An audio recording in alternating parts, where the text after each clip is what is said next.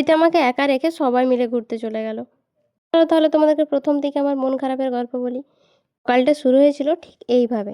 এখন পার্সেলের জন্য ওয়েট করছি। এটা তো আমার ব্লগে ভীষণই কমন একটা ব্যাপার।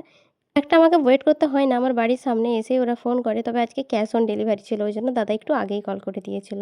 আমি অনেকক্ষণ ধরে ওয়েট করছি, কেননা আমি ভীষণ এক্সাইটেড। বলতে বলতে চলেও এসেছে দাদা পার্সেল নিয়ে।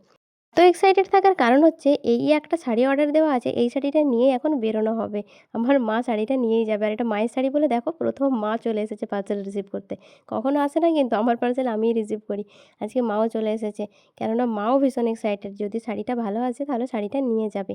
এবার বলি কোথায় যাবে, আবার আমাকে বাড়িতে রেখে দিয়ে বাবা মা যাচ্ছে অভিদের বাড়ি, মানে আমার হবু শ্বশুর বাড়ি। ওদের ওখানে ভীষণ বড় করে ওদের নিজেদের ভীম মেলা হয়, এই উপলক্ষেই বাবা মা যাচ্ছে। আর এদিকে আমাকে বাড়িতে একা ফেলে দিয়ে যাচ্ছে। আমি তো এখনো কোনোদিন ওদের বাড়ি যাইনি, আর যাবও না, একবার যাব বলে রয়ে গেছি।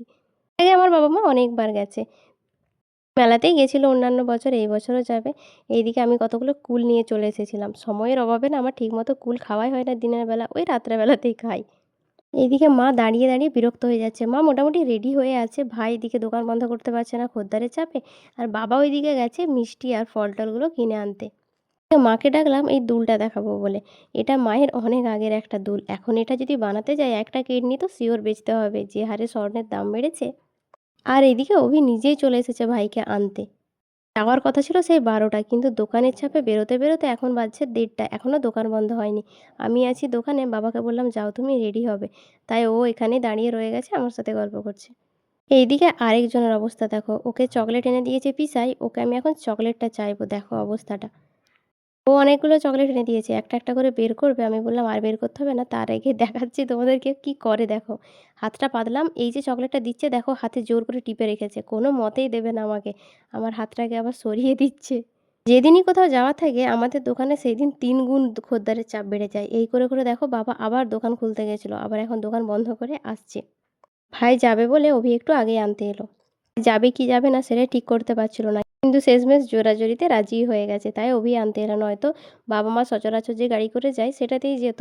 তবে ভাইয়ের যেহেতু শিওর ছিল না যাবে বলে, সেজন্য আগে থেকে আর গাড়ি বলা হয়নি, আর এখন গাড়ি ফোন করাতে গাড়ি আর পেলও না। পথটা বেশি দূর না, 20-25 মিনিটের ব্যাপার। এখন আমি ব্যাগপত্রগুলো সমস্ত গাড়ি তুলে দিচ্ছি। এখন আমি বাড়িতে একাই। ব্লগটা যখন তোমরা দেখবে অলরেডি আমার বাবা হয়তো চলেই আসবে বাড়িতে। একটাই জায়গা যেটা আমি বাবা মার সাথে কোনোবার যেতে পারিনি এখনো। তো ভীষণই খারাপ লাগছে, কেননা বাড়িতে আমি একা হয়ে যাচ্ছি। বাবা মা ছাড়া থাকতে আমার একদম ভালো লাগে না বাড়িতে। সে যাই হোক, চলো তাহলে আজকের ব্লগ এখানে রাখি। দেখা হচ্ছে পরের কোনো ব্লগে, আর ব্লগটা বাড়াতে ইচ্ছে করছে না। আজকের মতো আসি, টাটা।